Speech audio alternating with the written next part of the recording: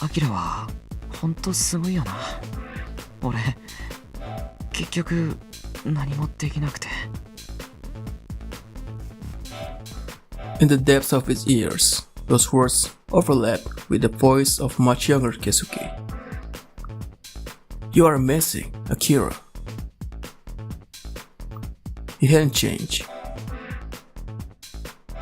Keisuke hadn't changed one bit. With sudden, inexplicable anger, Akira rammed his knife back into its sheath and began walking without a word. The sun had begun its evening descent, but the light still failed to penetrate the alleyways.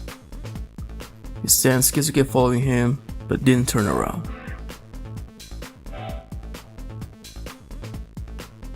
The fight was over, but a trace of excitement still lingered in his body.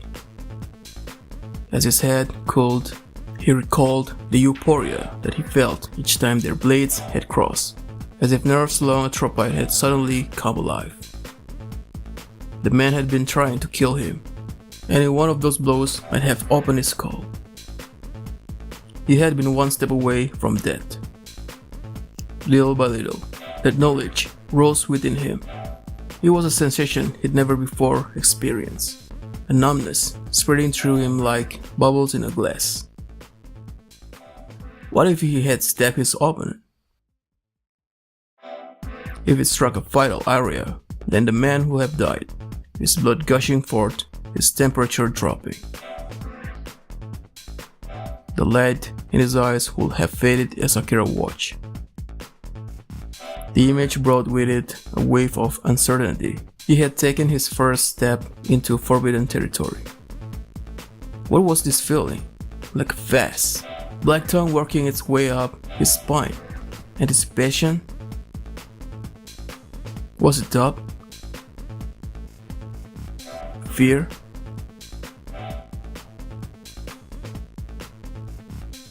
Impatience? Was it all of them? Or none? He felt as if he'd wandered into a labyrinth. Even as these thoughts filled his head, his feet carried him down the shadowy road, to where he did not know.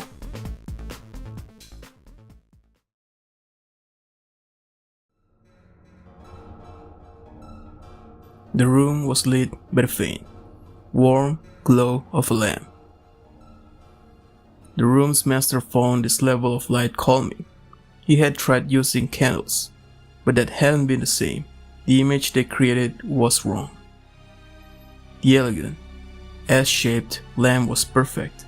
He had been lucky to find it in an antique store, and wise to purchase it when he had. He surveyed his inner sanctum with a satisfied smile. Truly, he had done well to assemble his collection. A crimson sofa adorned with modest gold embroidery steadily wooden furniture reminiscent of 18th century Europe, a real Persian carpet. Along the wall was a fireplace meant purely for show, built high with charcoal. The decor was precisely what one would expect, given the taste on display in the rest of the palace, but it was still peculiar to find it packed with so many statues of young boys. Stranger still, the statues were damaged. Each was missing an essential part, such as an arm or a leg or head. The paintings he had paid a princely sum to frame were, likewise, eerie pieces that called to mind blood and darkness and bodies. どうした?今日はいつもより甘えてくるじゃないか。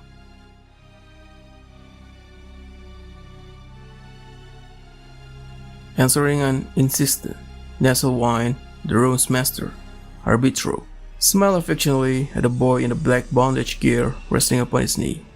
The horrid scars on his porcelain skin stood out sharply in the glow of the lamp.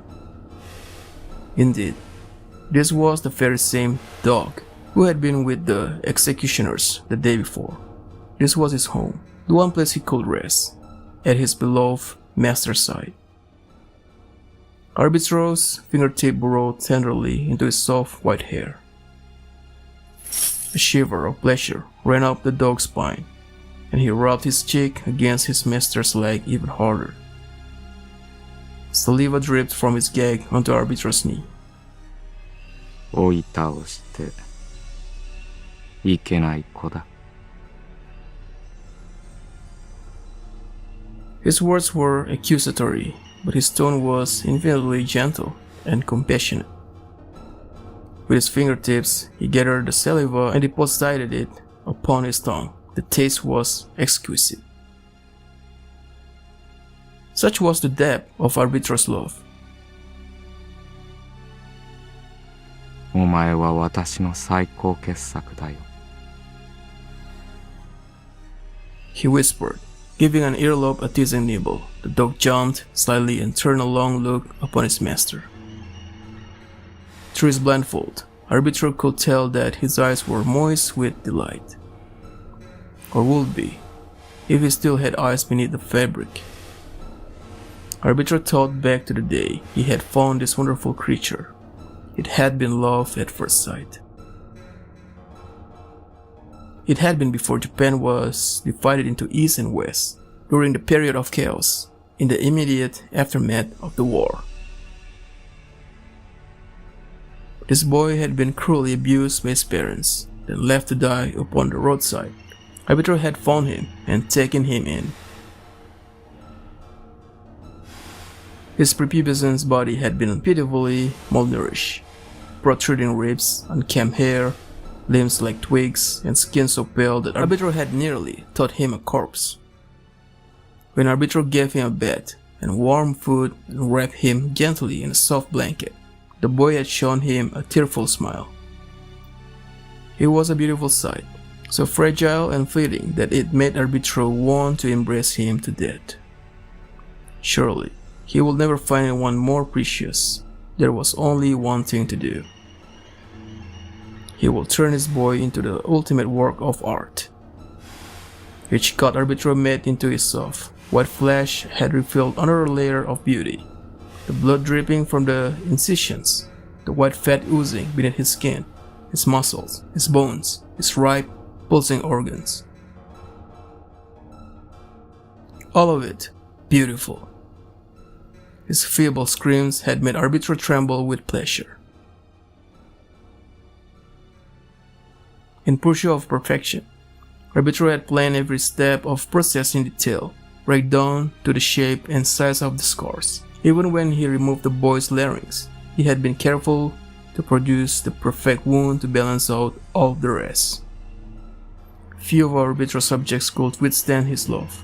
Most were killed attempting to escape, or went mad and committed suicide, or died of shock on the operating table, but this boy endured to the end. His humanity had left him, true, but still, he remained at Arbitro's side, his most sublime and successful production. He adored Arbitro with his whole being. How could Arbitro help but love him?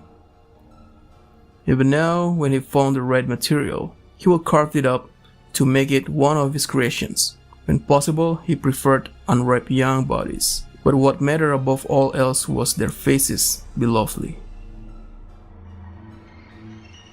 A dreaming smile played about his mouth as he caressed his dog's hair.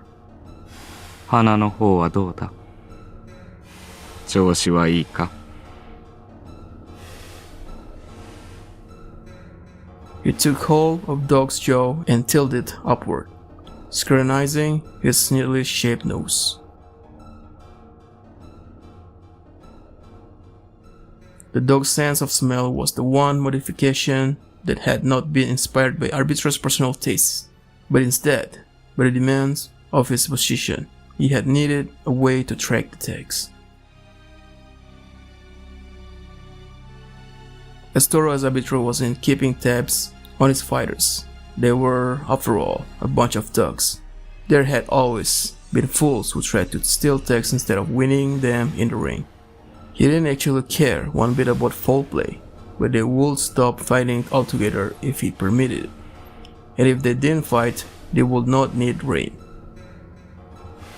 All of this was pointless without a market for his drug, hence the executioners. From time to time, he had his dog accompany the executioners on their rounds. He thought it nice that the pet got a taste of outside world while performing his duties. Sometimes he came back soiled or injured, but that was nothing. A brief stint on Arbitro's operating table, and he was as good as new. As he reminisced, Arbitro's fingers crawled toward the surgical scar beneath the dog's up-tilt chin. ここが一番美しいな。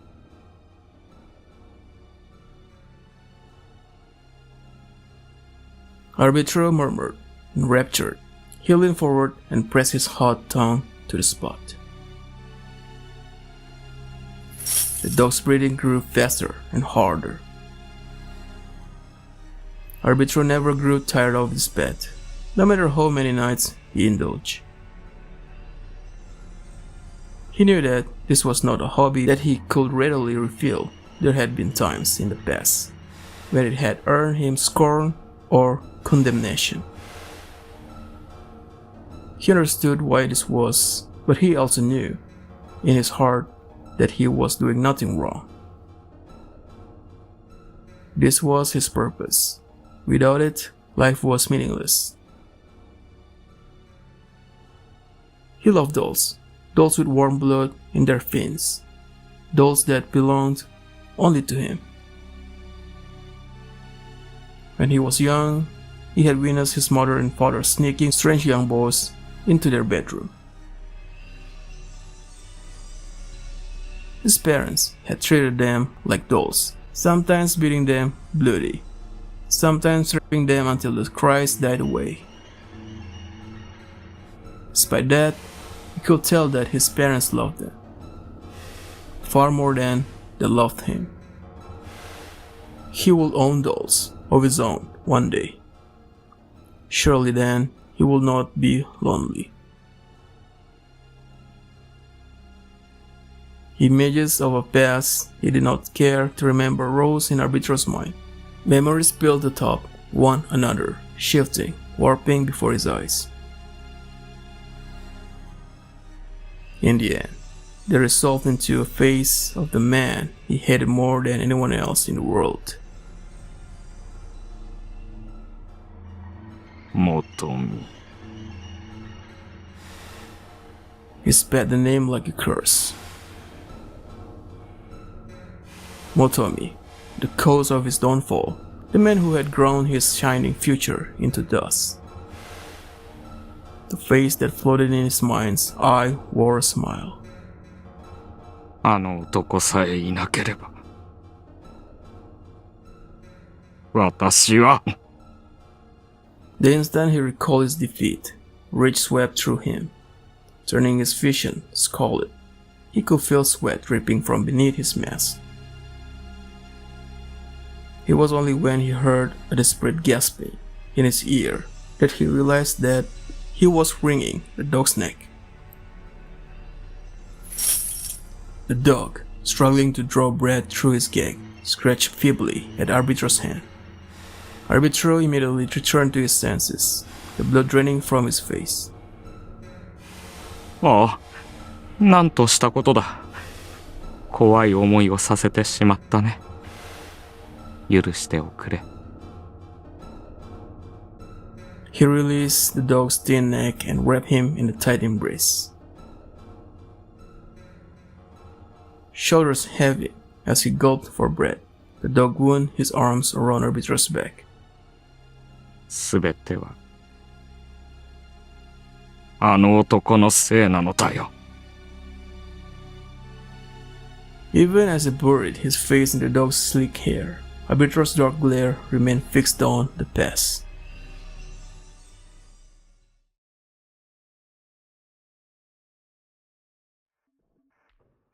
After recovering Keisuke's tag from the blue-haired guy, Akira decided to head back to the abandoned cafe before doing anything else. The cafe looked the same as before, inconspicuous, deserted.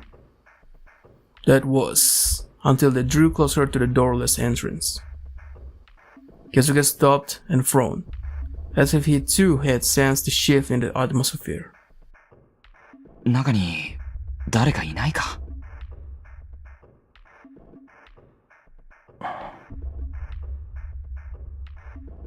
Akira had known this would happen sooner or later. In a lawless town such as this, a building would remain vacant for long. He peered in through the entrance. The pale afternoon light shone down on the bizarre spectacle. Dust motes danced above half a dozen fallen men. Were they asleep? No. That one's eyes were open and rolled toward the back of his head. Unconscious. Then someone had knocked this man out. But who? He caught sight of a small figure crouching at the back of the store. Just as Akira was about to step closer, he heard a beep, and then a blinding flash forced him to cover his eyes.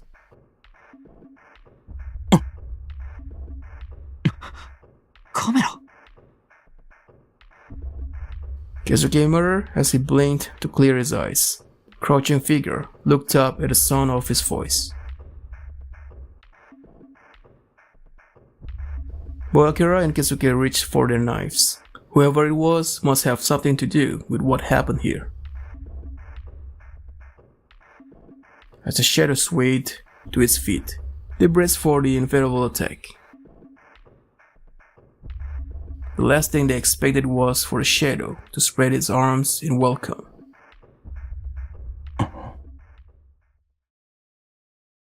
Okaeri!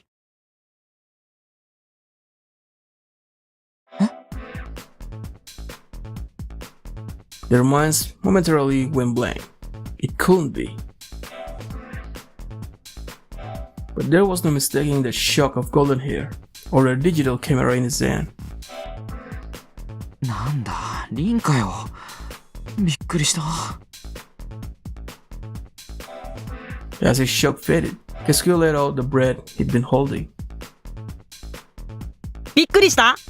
そりゃそうだよね。ここ暗いもんね。Rin's smile was that of a child who had successfully pulled off a prank. どうしてここに?ああ、そうそう。アキラたちさ、豊島ついてからずっとここにいるでしょ。出てくる時も入る時も通りから一発だよ、ここ。一箇所にじっとしてるとさ、危ないから。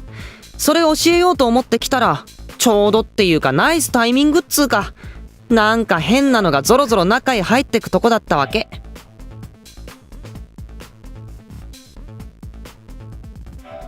もしアキラたちがまだ中にいたらまずいと思って慌てて入ったんだけどいなかったからさ、よかったんだけど、まあそんで。Rin prodded the man closest to him with the toe of his boot. 今度は俺見て襲いかかってきたからさ、撃退したとこ。この人数を一人で。うん。Keisuke's jaw dropped. すごいな。だから俺強いって言ってんじゃん。外見が可愛いからって舐めたら痛い目見るぞ。Rin puffed out his chest proudly. さっき写真撮ってなかったか？うん、撮ってたよ。こんなところで撮るものなんてあるのか？あるよ。ほら、周りに転がってるじゃない。The only things around them were garbage, rubble, and unconscious men. Standing in their minds, Rin thrilled like a girl in a field of flowers. 武骨な男ども、地にひれ伏すのぜ。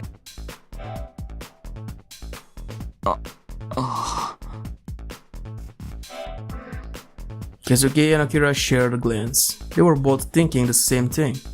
Who will buy a photograph like that? That aside, Akira took a closer look at the man. They certainly didn't look weak.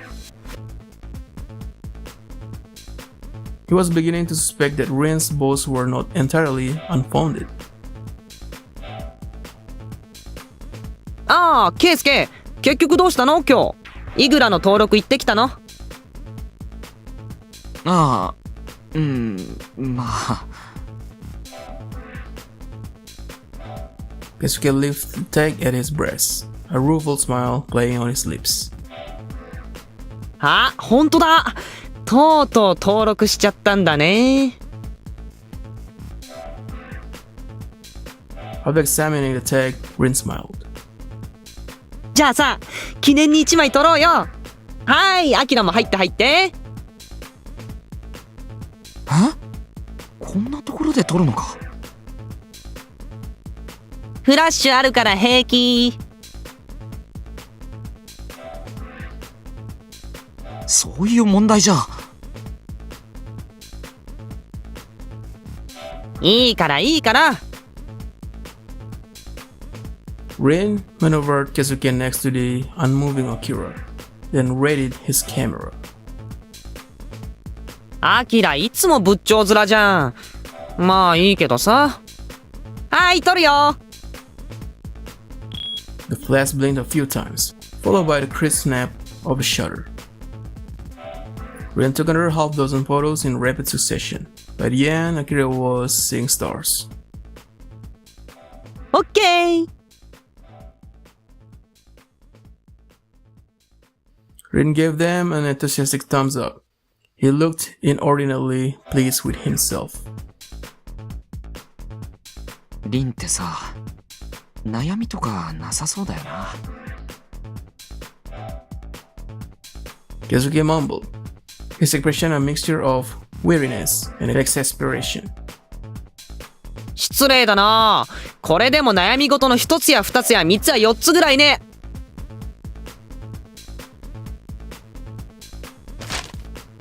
That was when something tumbled, rustling out of Rin's open waist pouch. ありゃ。It was a stack of photos that scattered across the floor. はあ、やっちゃった。His smile slightly flustered. Rin crouched to pick them up. Akira picked up a few that had fallen by his feet and gave them a casual glance. Trunks making a scene, crowd going wild at the fight, dead bodies on the ground. There was a little of interest. Only one photograph stood out from the rest. It was pitch black, like a malfunction or mistake. But if he strained his eyes, he could see the outline of a person in the darkness. Snapped from behind, it showed a man wearing a long, black coat.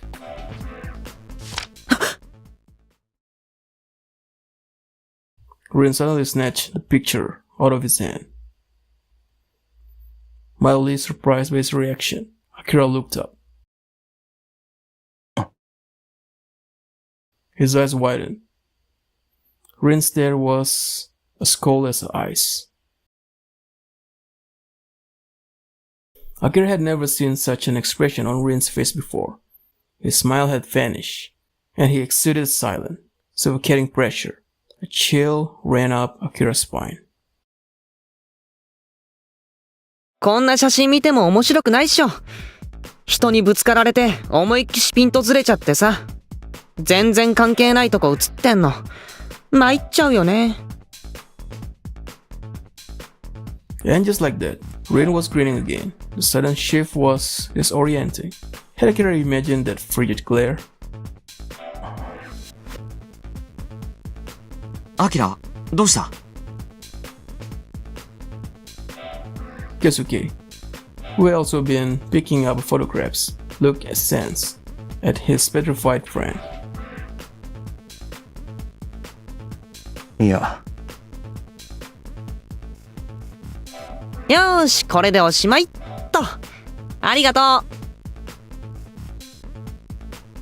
う。Rin took the last one from Keisuke, gathered them all into a bundle, and tucked the bundle back into his waist pouch together with his camera. 本当に写真撮るの好きなんだな。まあね。Akira watched warily as Rin nodded and stretched. そんじゃあさ、こっから移動するんでしょ。あんまり人目につかないとこ教えてあげよっか。そうだな。そうしてもらえるとありがたいよ。な、アキラ。アキラ。うん。 That expression, that stare, he couldn't get it out of his head. Until now, Akira had thought of Rin as relentlessly cheerful, short, mischievous, friendly, and free with his emotions. But was that really the case? Maybe that was a stupid question, to one degree or another. Everyone had hidden depths. But it bothered Akira, regardless. The shift in Rin's demeanor had been so drastic. Temperature had seemed to drop several degrees. リン、何？ He turned, smiling from ear to ear.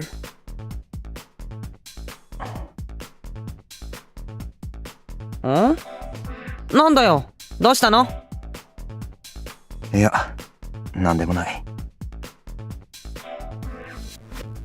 変なの。ほらほら、行こうよ、早く。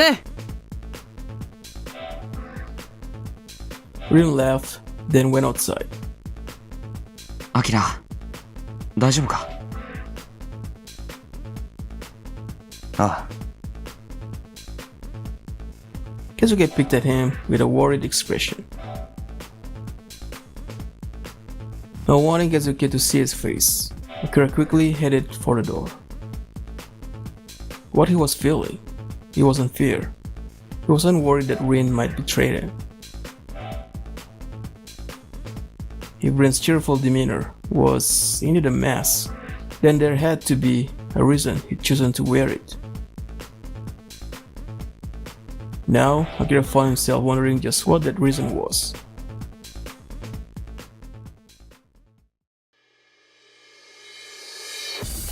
They felt the air stirring when they emerged onto the road. A crowd had formed some distance away. なんだろう。バトルやってんのかな？それとも、また奴らかな？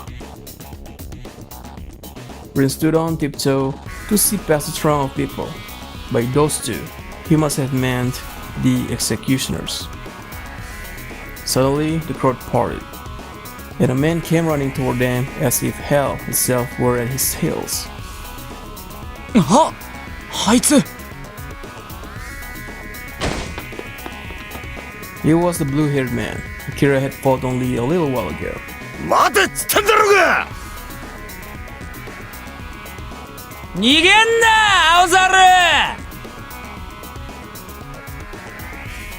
And behind him, roaring, were the executioners. So, he caught their attention after all. Not surprising, given his admitted preference for foul play. ああ、始まっちゃったよ。知り合い？あの青いの。We were on the annoyed side, reading glance back and forth between Keisuke and Akira.